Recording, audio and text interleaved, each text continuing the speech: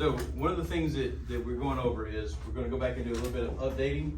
Right now, we're going to go back and give a refresher because we're struggling big time in solving equations. All right, we're just kind of getting our steps mixed up. We're getting in a place where we're just kind of doing things in the wrong order on the wrong side of the equal sign. And so we're going to get a little refresher this morning, and we're going to see how it goes. So I'm going to put a couple things up on the board. I'm going to ask you guys to come up one by one and maybe work some of these out. Okay, so these are going to be real simple. We're just going to be solving for the variable, and that's all we're going to be doing. Just one simple equation solving for the variable. So nothing to get concerned about, nothing to get upset about, nothing to be worried about. But I want you guys to come up here and let's work through these things together, okay? So when it comes to this, very simple variable, all right? This is a very simple problem. This is one step. That's all we got to do. What do we do first, Connor? Let's see. We could do. What number do we need to get rid of? 7. Yes. We're solving for x, right? So we got to get everything that's on this side. I want y'all to start thinking of the equal signs kind of like a wall, okay? So just imagine that there's a wall there. And what we're going to do is we got to get this x on this side of the wall all by itself, okay? And sometimes we're getting this confused and we're doing things backwards, but the other side of this, you need to learn to write down every step of the problem. You guys are trying to do things in your head, okay? And then later on you'll make a mistake somewhere. He cannot give you credit for what's in your head, but he can give you credit if you miss a sign or you maybe you wrote a number down wrong or something. He can see that and give you some credit because he can see that you're working the problem correctly. So I want you guys to get into practice of writing every step down, okay? It may sound mundane. You're like, I don't want to write all of that. I don't want to write that, Coach Smith. Write it. It's going to help you in lots of ways. It's going to help you keep this problem straight, but it's also going to help you get some credit. So if we're going to get rid of this 7, what do we know about that 7? It's a positive. Why do we know it's a positive 7? It don't have a negative. That's right, it doesn't have a negative. It has a positive number right there. It has a positive sign right there, okay? So we know it's not a negative. So what is the opposite of addition? Subtraction. Subtraction. So to get rid of this positive 7, we want to put a negative 7 underneath it, right? And when we do that math, those are going to equal out, cross out to 0, and so we just bring our x down right here, okay? We're going to keep our equal sign, because that's what our wall is, right? The rule is what you do on one side of the equal sign, you have to do on the other side. So what you're going to do on one side of the wall, you have to do on the other side of the wall, right? Okay, so over here, we subtracted 7 to get rid of that. So we have to come over here and subtract 7 too, okay? So what do we know about 13? Is 13 positive or negative? Positive. Positive. How do we know? Don't have a negative. It doesn't have a negative sign. Any number that doesn't have the negative sign is going to be positive because there's only 2 choices, right? So 13 minus 7. What's 13 minus 7? 3. Nope. Close. 4. Nope. 5. 6. You'll get there eventually, right? 13 minus 7 is 6. And then we're done. That's it. That's as far as we have to go. Okay? So y'all get that? So this is the basic one-step equation. But why is it important for us to look at this? Because everything that we do from here on is based off of this. We're just doing this over and over and over again. All right? So that's all it is. We're just doing this same concept over and over and over. All right? So we're going to continually get just a little bit more in depth and a little bit more difficult to deal with. All right? So let's look at another one here.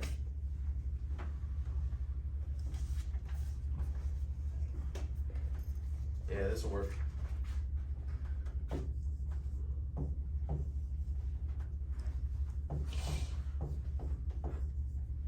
Okay. Come see me. Come on. Yes, it's not a choice. Come on. No choice. We're all going to work on this together. You're just going to be my pencil.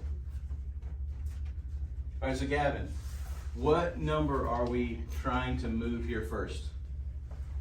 9. What kind of 9? Negative 9. It's a negative 9. So how do we get rid of a negative 9, DeAnthony? Subtract it. It's already negative, so what's the opposite of that? Positive. Yeah, so we're going to add, right? So once you put a plus 9 underneath the negative 9, all right, then draw a line under them to make it a math problem, okay? Now what we do on one side of the equals, we do on the other side of the equals, right? So we have to do that same thing under the negative 13. Will you put a plus 9 there? And then draw your line. Okay, so negative 9 and plus 9 cancel out. So put a big X through them. All right, and bring down your M and your equals. Now what is negative 13 plus 9?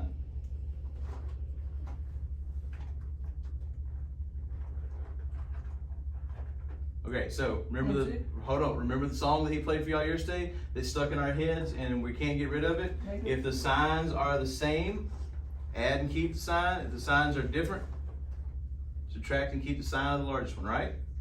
So these signs are different, So we subtract. so we subtract them. So what do you have? Negative. 4. It's 4, and then you keep the sign here because that's the larger number, right? So you're gonna keep that sign, so it's gonna be negative 4. And that's it, that's your answer. All right, thank you, ma'am. Everybody good with that? Everybody following? All right, so we're going all the way back to basics, right? So let's step it up just a notch on this. Step it up just a notch and let's see if we can get a little bit more going here. All right, so we're gonna do several of these different kinds. All right. So now we're gonna put some addition, subtraction, and multiplication, division in here all together. All right.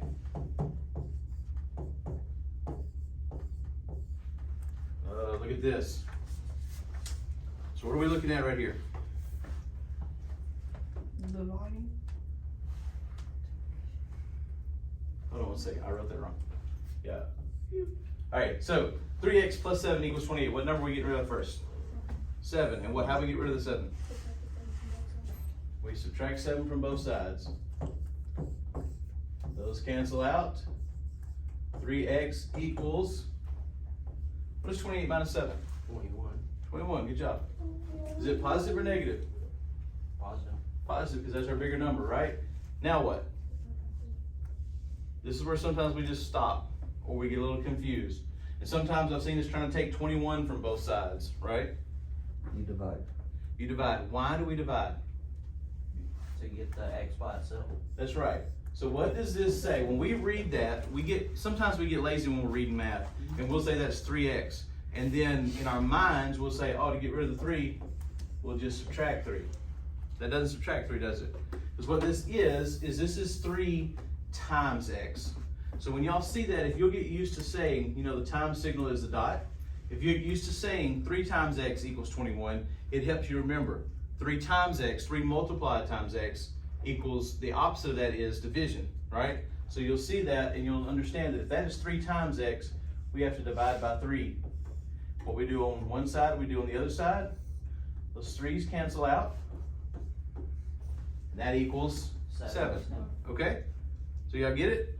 Do you understand why we can't take 21 away from 3 or 3 away? You can't do addition and subtraction. When a number and a variable are touching, it has to be multiplication division. Okay? It has to be. That's the only way for us to get that number off. All right? So how do we get to that place in the first place is by using something else altogether. And this is distribution. And I know y'all know this. We've worked on it before, but sometimes we still get hung up. So let's work on this again. Come here, Bryson. Please, sir. I want you to help us work through this. Now this is distribution. Let me get out of your way. You can have access. So we've got a 3 on the outside of the parentheses. What does that tell us to do? Distribute. But how do we distribute? What does that mean to distribute? Connor, do you know what we do first? So we read this like this. This is 3 times m minus 6. So what are we going to do first? We got to distribute that, Emily said. Okay, take the 3 to the m, but what do we do? What does it mean, take the 3 to the m? What's the math that we do there? Remember when I did this and I said read it like 3 times x? That's what distribution is. We're going to multiply 3 times m, and then we're going to multiply 3 times this part. Okay? So when we multiply 3 times m, what do we get? 18. No, what's 3 times m? M. Yeah, how many m's? 3. Yeah, so it's 3m, that's easy. So write 3m, Under. yep.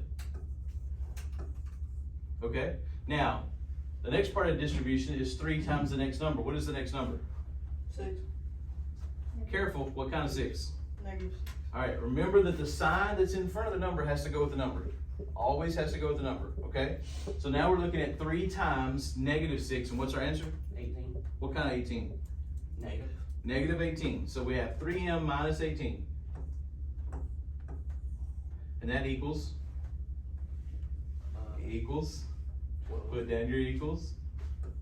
Oh, Oops. put down your equals here. Here, do minus 18. Now bring these equals down.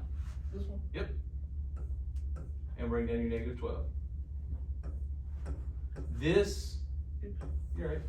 This is where we make a lot of mistakes, okay? Because just what you did, and that was great. It's just, you're not the only one. Lots of folks do that. We don't rewrite the problem, okay? Y'all distributed and got this part, and then a lot of you will try to just figure it out from there. And what happens is the negative 12 gets lost along the way, or an equal sign goes somewhere where it's not supposed to, and it messes us up. Take the time at each step like this to rewrite the whole problem. Even if you know, I got this in my head, I can do it. If you take time to rewrite it, everything stays straight, okay? So now we're back to a regular equation we just worked out, right? We had something that looked big and more difficult maybe, and a little scary, but now we're back to something good. So what's our next move here?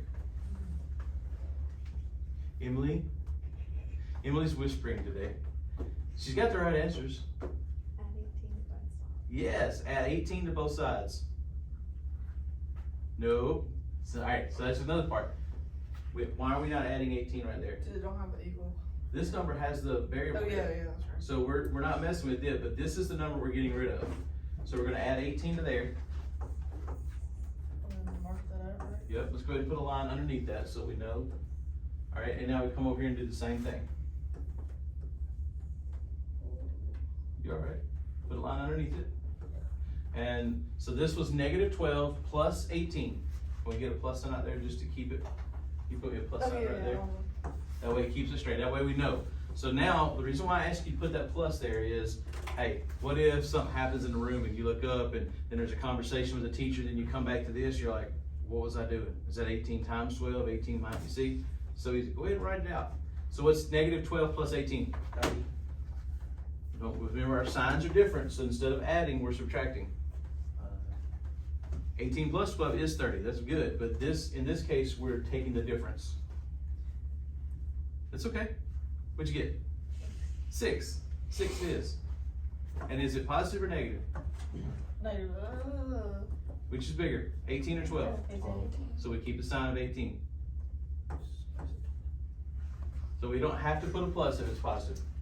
Oh, yeah. Okay, we don't have to, because it's inferred, it's unknown, but it is known. Bring down your equals.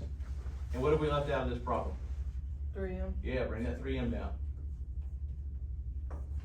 Now how are we gonna get rid of that 3? Divide. Okay, so we divide 3m by 3. Okay, can you put a line under that to show division? And then put a 3 underneath that? Yep, and cross it out, the 2 3s. And then do the same thing over here with the 6. Gonna put a line under the 6 and 3. All right, so what is 6 divided by 3? 2. 2, very good. So m equals 2. 2. Any questions on that? Y'all good? There you go, circle the answer. Excellent, thank you, sir. So with all that being said, I want you to work through this one together with me.